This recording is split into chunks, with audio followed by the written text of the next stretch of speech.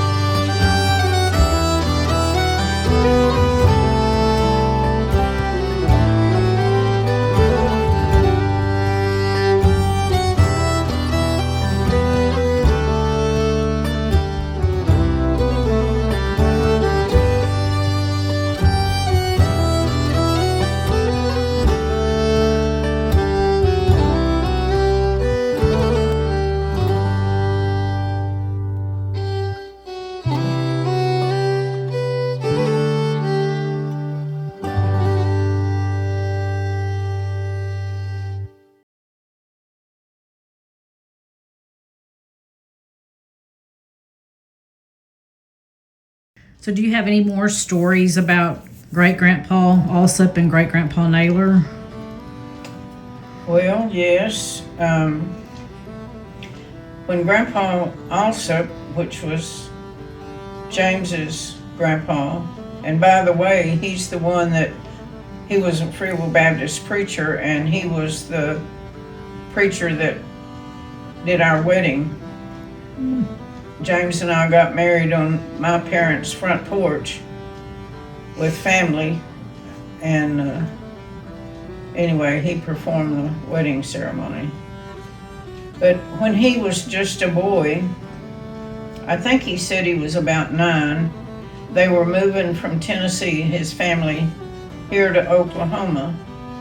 And I've long since forgotten when he was born, but it would have been probably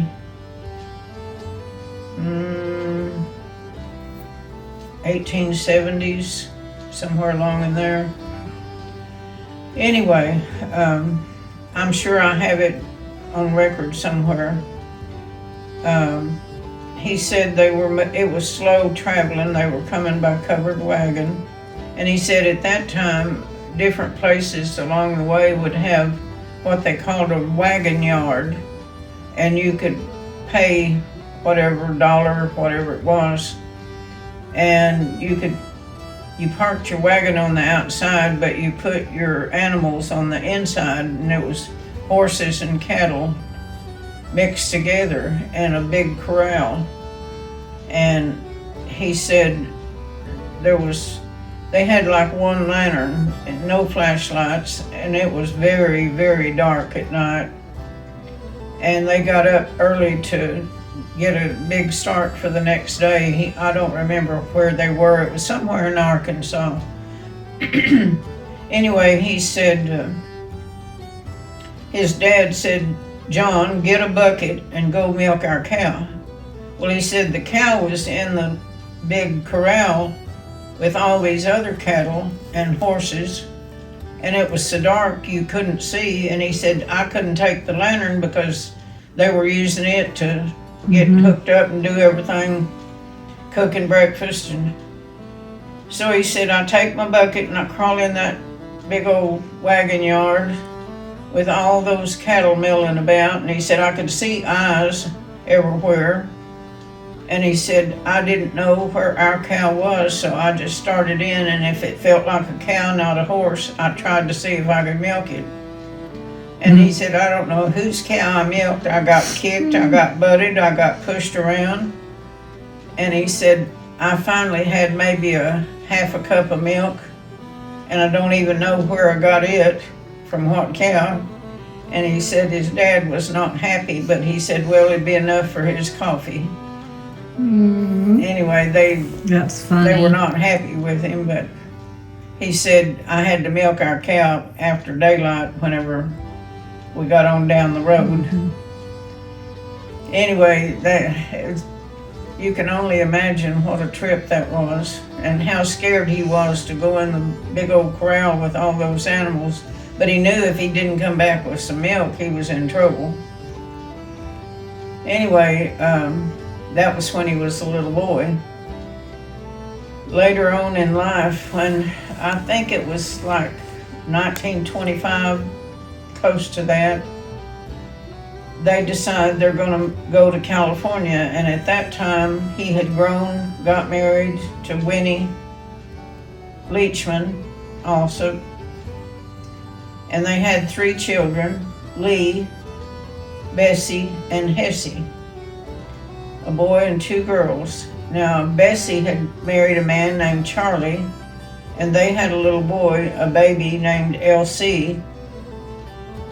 And Hessie was a teenager, and James's mother and dad, Lee and Iva, had married, and she was expecting their first baby. And they got together and decided they were going to move to California and make some money and then come back. Seemed like that was the place to go, and jobs were plentiful.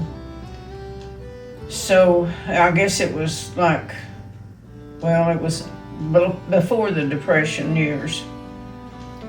And so anyway, they were getting prepared for their trip. They were going to take 3 vehicles, and one was Grandma and Grandpa also, and one was Elsie and Bessie and Charlie and Elsie, their little baby, and Iva and Hessie and Lee was in the other vehicle.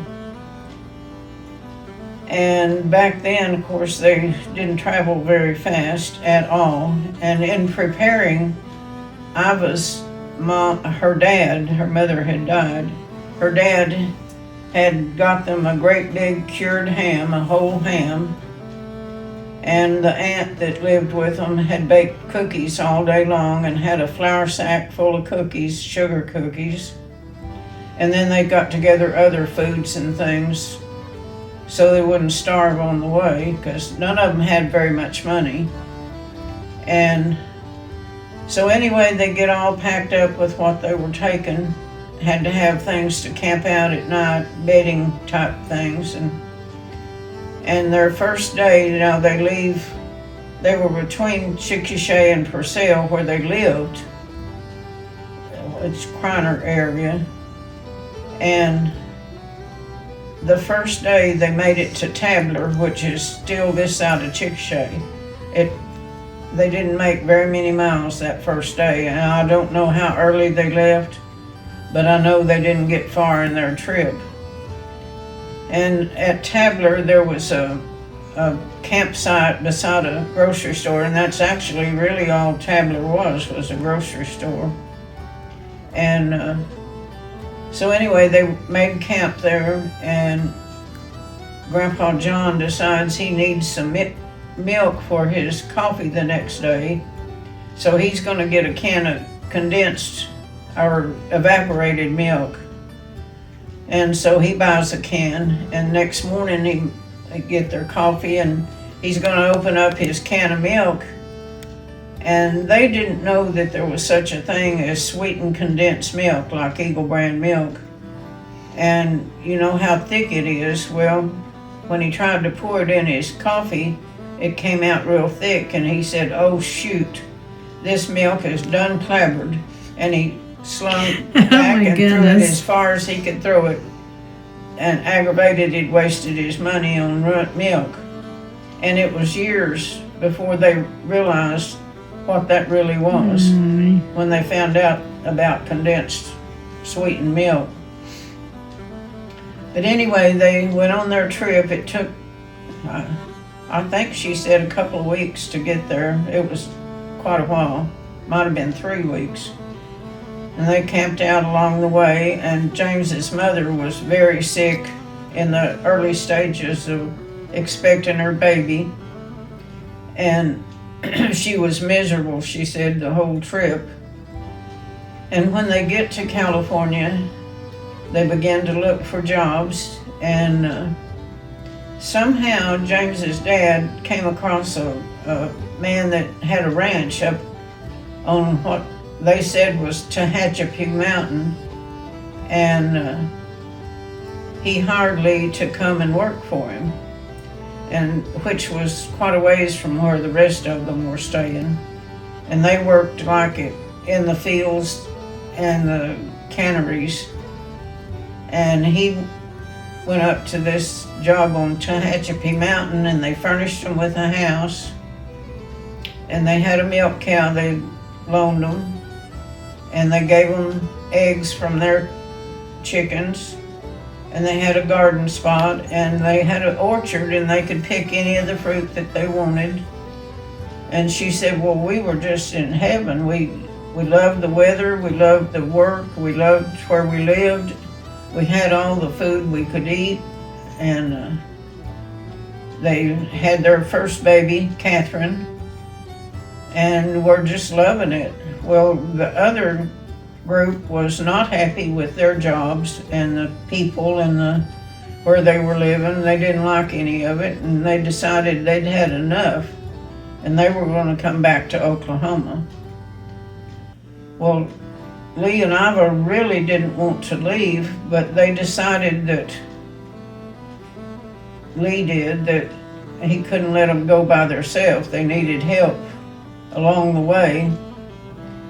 So they packed up and left, much to James's mother's dismay. She did not want to leave at all. And she said they came back with a sick baby on the way back. Catherine was sick on the way back, and whenever they got to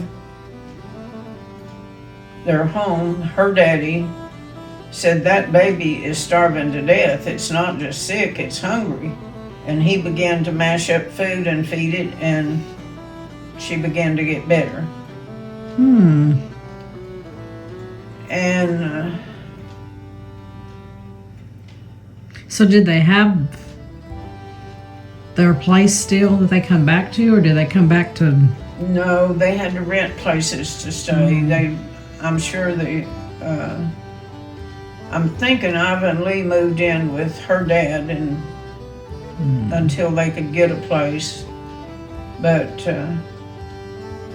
her dad had a place in the country that she said when they were growing up, other people talked about what treats it was to get candy at Christmas time.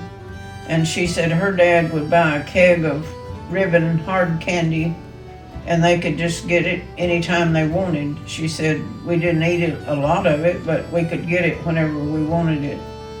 And I remember one time she helped her dad a lot. the boys had went off to war and different things, married and moved away, and so it was 3 girls still left at home, and she was the oldest of the 3 girls. And so she was her daddy's help outside. She liked to do outside work, she said. And one day he told her, said, "You have been such good help and done so well." And he gave her $20, and he said, "You hitch up the buggy and take it to Purcell and buy you a new dress." Well, $20 back then would buy a very nice dress. Anyway, she said, "I felt so pleased that he trusted me enough to do that."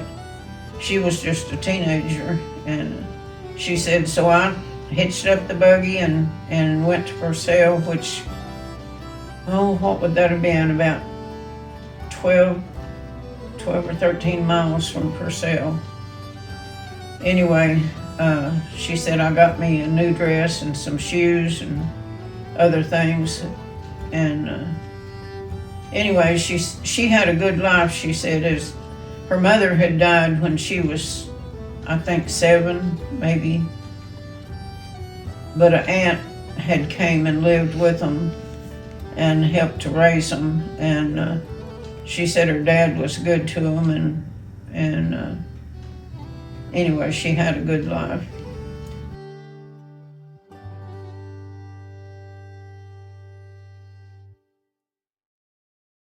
So guys, if you enjoyed the video today, then please give me a thumbs up and put it in the comments. And thank you for subscribing to my YouTube channel. And if you haven't, then please click the subscribe button and the notification bell, and it will notify you when I'm going to have another video. And so guys, I will see you on Wednesday at 4 p.m. for an episode of Susie's Secret Recipes, and then on Saturdays at 10 a.m. for Memories and Stories of the Past.